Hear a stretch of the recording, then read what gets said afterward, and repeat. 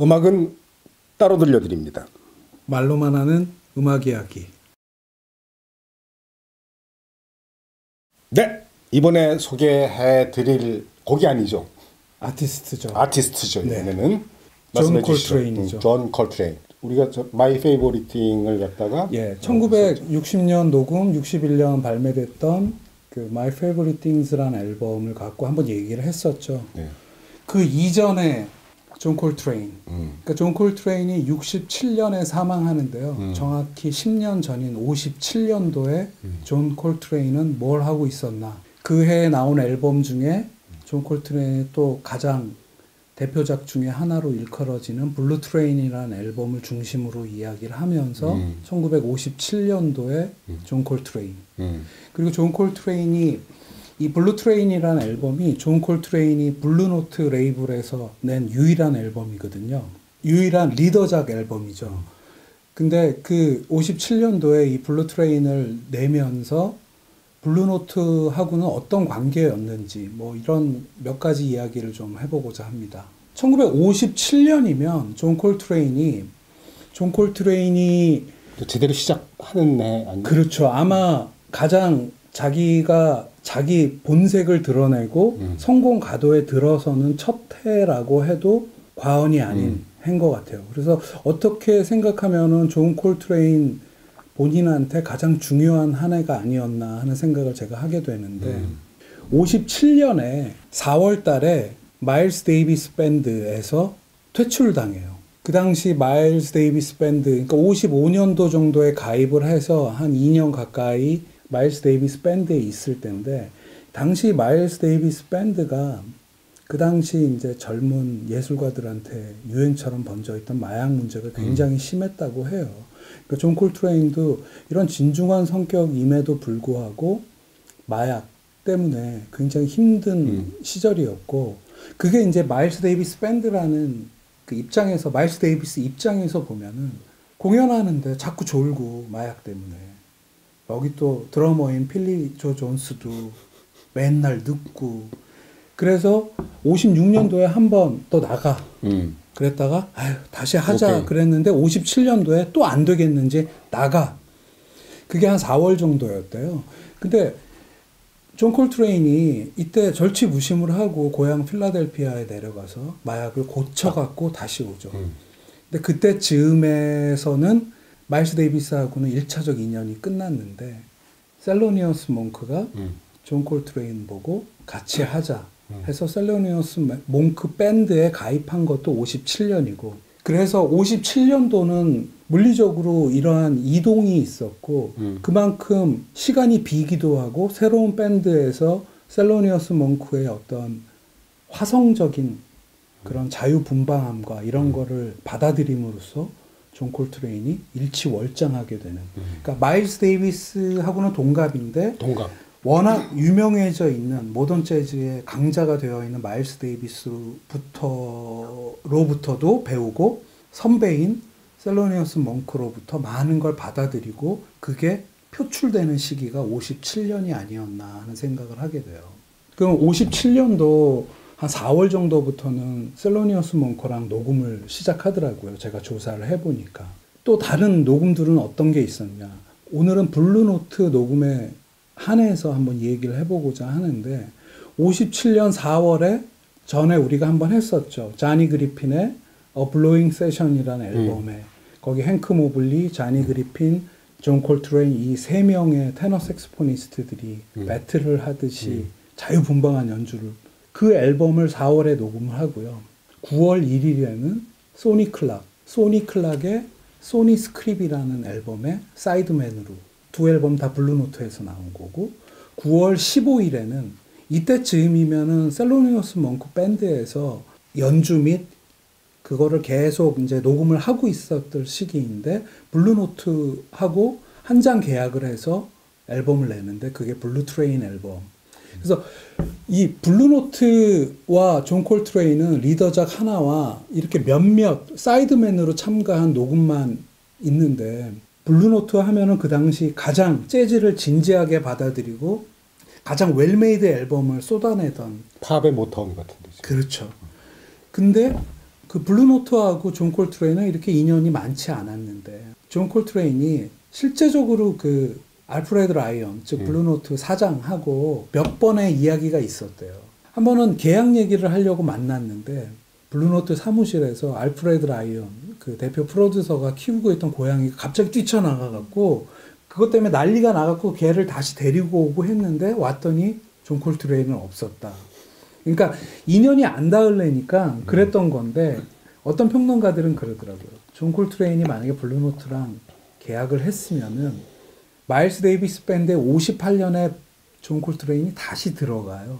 그래서 내는 앨범들이 역사에 길이 남는 앨범. 우리 저번에 했던 카인드 오브 블루 앨범도 59년도에 콜롬비아사랑 마일스 데이비스가 하는데 거기에 사이드맨으로 그 마일스 데이비스 밴드에 존 콜트레인이 있었잖아요. 그런 앨범들을 못 만났을지도 모른다. 역사의 경우의 수가 있는데 존 콜트레인이 블루노트랑은 이렇게 짧은 인연이 있지만 그렇기 때문에 존 콜트레인의 나머지 그 이후에 있었던 더 여러 가지 연주를 우리가 들을 수 있는 그게 그러니까 이게 양날의 검인데 그 어느 쪽 이어도 좋았을 법한데 여하튼 블루노트와의 인연은 거기까지였다. 그러면 이제 다시 블루트레인 앨범으로 한번 가보면요. 1957년 9월 15일 날 녹음을 해요. 존 콜트레인이 테너 색스폰 당연히 리더로서 연주를 하고요. 리 모건 그 트럼펫 신동 리 모건이 19세 나이에 우리도 한번 소개했었죠. 리 모건이 트럼펫을 불고요. 그 당시 23살 신세대 트럼보니스트 커티스 플러가 트럼본을 불고요. 29살이었던 케니 드루가 피아노를, 폴 챔버스가 베이스, 그리고 필리 조 존스가 드럼. 이렇게 해서 6명 구성. 화려하죠. 그러니까 3관 섹스텟 구성으로 해갖고 이 앨범을 내게 하는데요.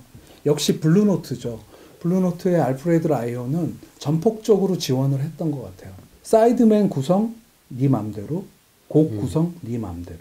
그러니까 이런 전폭적인 지원과 그 당시 물이 오를 대로 오른 마일스 데이비스 밴드에서 자신감 꽉 차 있었죠. 셀러니어스 몽크와 밴드에 가입해서 있으면서 그 음악적인 여러 자양분을 빨아들였죠. 그러니까 한 번에 그냥 폭발하는. 셀로니어스 몽크를 만난 게 존 콜트레인의 음악에 아주 결정적인 영향을 뒤에 미쳤다고 해요. 네. 두 사람이 있는데 하나는 디지 길레스피. 알토 색스폰 하는 거 야 너 테너 해 라고 권유를 했죠. 두 사람이 정말 그 영향을 많이 미쳤는데 존 콜트레인 대표 앨범 꼽으라면 리더작으로 27장쯤 냈죠. 27장인가? 정확히 몇 장인지 세보지는 않았는데 27장쯤이라고 그래. 리더작으로 네. 세션 참가 안 하고. 근데 그 27장 중에서 대표작 꼽으라고 그러면 첫 번째 블루트레인, 그다음 자이언트 스텝, 그다음 소개해드린 마이 페이보리팅, 그다음에 All Love Supreme. 이 네 장이 존 콜트레인이 대표 앨범이라고 누구들은 얘기를 해요. 뭐 사람마다 다 다르겠지만. 그렇죠. 근데 지금 그 김 감독이 소개하는 블루트레인은 이게 존 콜트레인이구나 하는 걸 갖다가 요 앨범에서 그냥 딱 느낄 수 있는 거 아닌가. 가장 많이 알려져 있고 이 당시에 존 콜트레인이 그러니까 사실은 아까 블루노트와 계약은 결렬이 되면서 프레스티지사에서 리더작을 콜트레인이라는 앨범, 그러니까 데뷔 앨범이에요. 그것도 57년도에 나와요. 근데 그건 프레스티지사랑 계약한 거였고 어떤 관계였는지 모르겠지만 블루노트랑 한 장을 내는데 이게 이제 그 지금 우리가 얘기하는 블루트레인의 앨범인데요. 여기서 블루트레인이 이 앨범이 가지는 가장 큰 의의는 제 생각에는 네 맘대로인 것 같아요. 그동안 네가 쌓아온 거를 맘대로 해라. 그러니까 그래서 블루노트라는 이 레이블이 그리고 이 레이블에서 나온 이 존 콜트레인의 앨범이 이 앨범은 뭐 재작년인가요? 재작년인가? 2019년 2019년에 블루노트 레코드라는 영화가 다큐멘터리 영화가 나왔는데 블루노트 레코드 비욘드 더 노츠라는 영화가 나왔는데 그 영화를 제가 보러 가갖고 엔딩 크레딧이 올라가는데 이 앨범에 Moments Notice라는 곡이 쫙 올라가는데요. 엔딩 타이틀 참여한 사람들 스태프들 이름이 쫙 올라가는데 끝까지 그 곡 때문에 끝까지 듣고 있었는데 아 역시 1960년 정도 되면은 홀로서기를 한 존 콜트레인이 우리가 그때 소개했던 My Favorite Things라는 앨범을 위시로 해서 그 유명한 존 콜트레인 쿼텟을 구성해 갖고 쭉 가죠. 그건 이제 60년대인데 50년대 아직 하드밥, 그러니까 존 콜트레인 체인지라고 하는 코드 체인지의 어떤 그 존 콜트레인 식의 하드밥의 최고봉이라고 하는 앨범이고 뭐 같이 한 스태프들 너무너무나 훌륭하고 이 앨범으로 존 콜트레인이 기억되는 그 우리나라 카페나 이런 데 가도 이 자켓 사진 많이 보셨을 것 같아요. 많이 걸려 있었죠. 이 그 당시 블루노트의 부사장이자 이 블루노트 앨범의 커버에 나오는 수많은 사진들을 찍었던 프랜시스 울프 그 블루노트 레코드 영화에도 중간에 보면요. 이 사진을 프랜시스 울프가 찍은 흑백 사진에서 이런 자막들이 탁탁 생기면서 이 앨범 커버로 딱 변하는 그런 그래픽 비주얼도 나오고 그러니까 블루노트에서는 리더작을 한 장밖에 안 냈지만 블루노트 앨범 그 수많은 앨범 중에도 가장 중요한 앨범이라고 생각되는 앨범인 거죠. 그럼 황제인데 황제 앨범 하나 가지고 있으니 영광이지 영광. 그렇죠. 그리고 이 앨범은 1960년도에 존 콜트레인이 어디 인터뷰를 한 모양인데 그 질문 중에 이때까지 나온 앨범 중에 가장 마음에 드는 앨범이 뭐냐? 존 콜트레인이 이 앨범을 꼽았대요. 본인의 만족도도 굉장히 컸던 앨범인 것 같아요. 그래서 이 앨범에서 링크를 올릴 곡은 첫 번째 곡인 블루트레인, 동명 타이틀곡인 블루트레인. 블루트레인은 처음 시작되면 이 음악이야? 근데 그거만 알아요. 뒤에는 맨 앞에 도입부는 정말 익숙해. 근데 딱 대부분 거기까지만 알아. 그 알토 색소포니스트 아트 페퍼가 이 앨범 나온 다음에 그런 얘기를 했었대요. 존 콜트레인은 다른 애들 먼저 솔로를 시키고 자기가 마지막에 했어야 돼. 존 콜트레인이 확 잡아버리니까는 그 뒤에는 애들 장난 같다. 이런 식으로 얘기도 같은 경쟁자인 색소포니스트가 그런 얘기를 했다고 하니 존 콜트레인의 그러니까 첫 번째로 모든 게 확 쏟아져 나오는 앨범이 이게 아닌가 하는 생각이 들어요. 말씀하신 블루트레인 그 곡도 처음에 솔로를 자기가 먼저 해버려요. 근데 역시나 기죽지 않아요. 리무건 19살짜리가 뭐 훌륭한 트럼펫 솔로를 하면 커티스 플러도 되게 그 뭐랄까 되게 에너지가 넘치는 솔로를 하고요. 거기에 받아서 항상 나대지 않는데 자기 몫을 딱 하는 그 케니 드루가 피아노로 한번 잡아주고. 그래서 그 어떤 평론가가 쓴 책에서 보니까 이 섹스텟 구성, 그러니까 즉 6인조 구성에서 할 수 있는 그 훌륭한 연주가 이 안에 담겨 있다고 하는데 들어보면은 그 에너지가 폭발하는 게 느껴지고 그리고 제가 이 앨범에서 가장 좋아하는 곡 아까 블루노트 레코드 영화의 엔딩 타이틀로 쓰였던 그 영화를 마무리하는 곡으로 쓰였다는 건 그 블루노트의 수많은 곡 중에 한 곡을 골랐을 텐데 그 감독이 두 번째 곡 Moments Notice라는 곡이 있는데 이 곡에서의 그 빈번한 코드 체인지의 어떤 결정판이라고 하는 그러니까 콜트레인 체인지라고 불리는 그 첫 번째 사례가 뭐 이론적인 얘기지만 발견된다.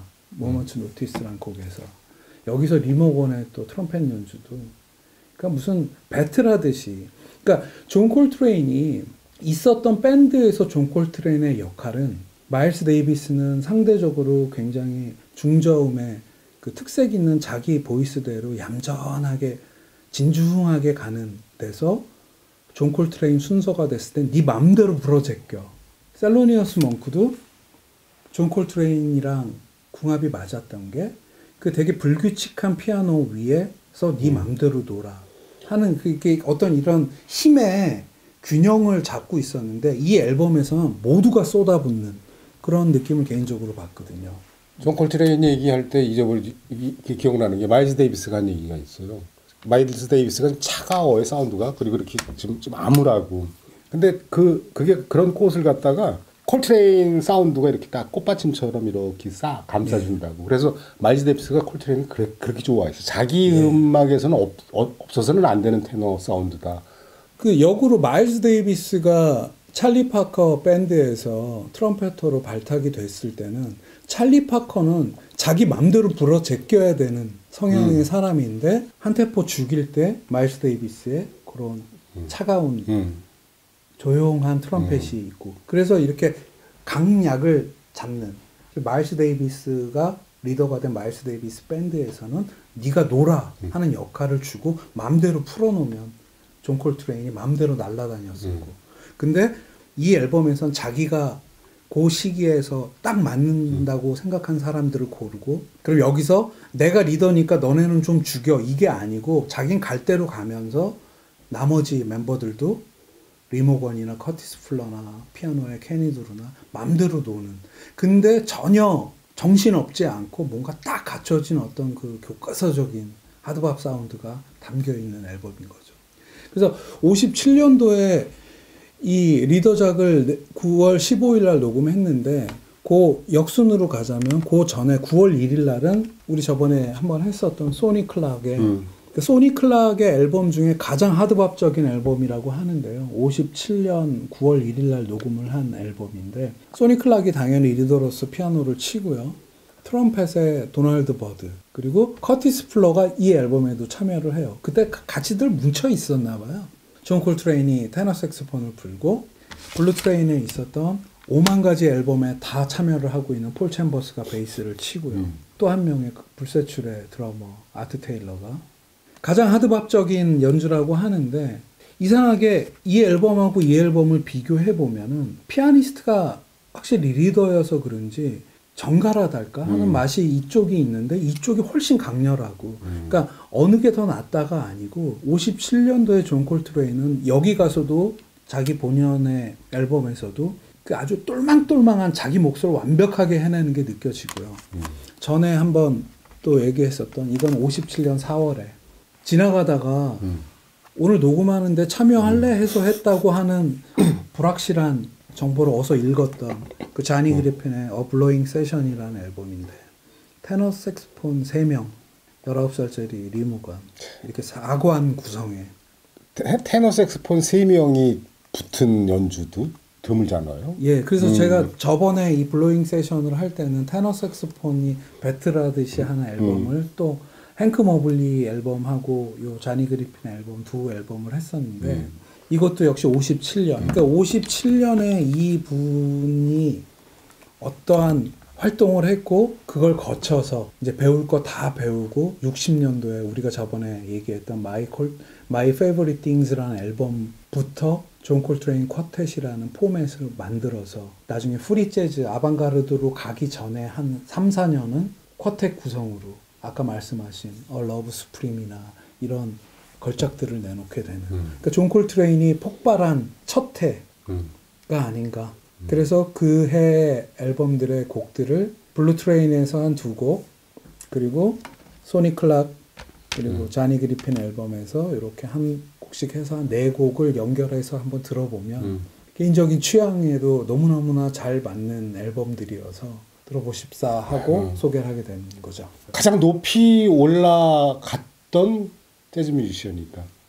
그러니까 여러 가지 면에서 테크닉도 그렇고 그가 추구하는 음악 세상도 그렇고 존 콜트레인은 정말 묘한 존재고 그냥 재즈 그러면 그 몇몇 꼽히는 재즈맨들이 있는데 그 중에서도 단연 원탑이라고 해야 될 것 같아요. 꼽히는 뮤지션이에요. 저는 그래서 지금 그나마 제일 좀 쉬운 마이 페이보리팅을 갖다가 좋아하는데 지금 한번 이렇게 편하게 그냥 뭐 이게 뭐야 하지 말고 그냥 가만히 이렇게 그냥 넋놓고선 들으면 와요. 그러니까 이거를 이런 하드밥의 강렬한 하드밥 앨범들을 이렇게 듣다 보면은 처음에 들어오지 않을 수 있을 것 같아요. 저 역시도 그랬고. 근데 만약에 재즈를 처음 들으시는 분들이라고 하면 언뜻 손에 안 가는 앨범인데 예를 들어서 블루트레인 이 앨범이라고 하면은 이 앨범에서 색소폰 솔로를 한번 들어보고 이게 되게 좋다. 혹은 중간에 색소폰, 트럼펫, 트럼본이 지나간 다음에 피아노가 좋다 하면 그 피아노가 케니 두루라는 사람이구나. 이 사람의 앨범은 구글링을 해서 이런 앨범이 있구나. 그 중에 취사 선택을 해서 이 사람의 피아노 솔로, 케니 두루가 나중에 유럽으로 가서 덴마크에서 내는 그런 앨범들을 들어보고 다른 뮤지션이랑 한 걸 한번 들어보고 그렇게 해서 넓혀가는 게 방법이 아닌가. 중요한 게 이렇게 쉽게 이렇게 또 확 오지 않는 음악들이 있는데 음식도 그러잖아요. 청국장 처음에 맛있어 하고 먹는 사람들이 몇이나 돼요. 냄새도 싫어하고 이러다가 이렇게 조금씩 맛보다 완전히 중독돼 버리는 그렇죠. 거지.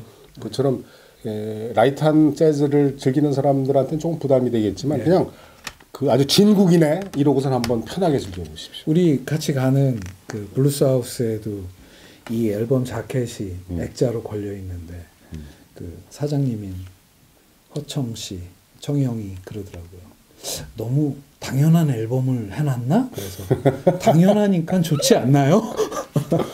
그러니까 한 번은 꼭 거쳐가야 되는 앨범이에요. 그렇죠. 꼭 거쳐가야 되는 앨범. 예. 자, 그럼 오늘 존 콜트레인 소개는 여기서 네. 감사합니다.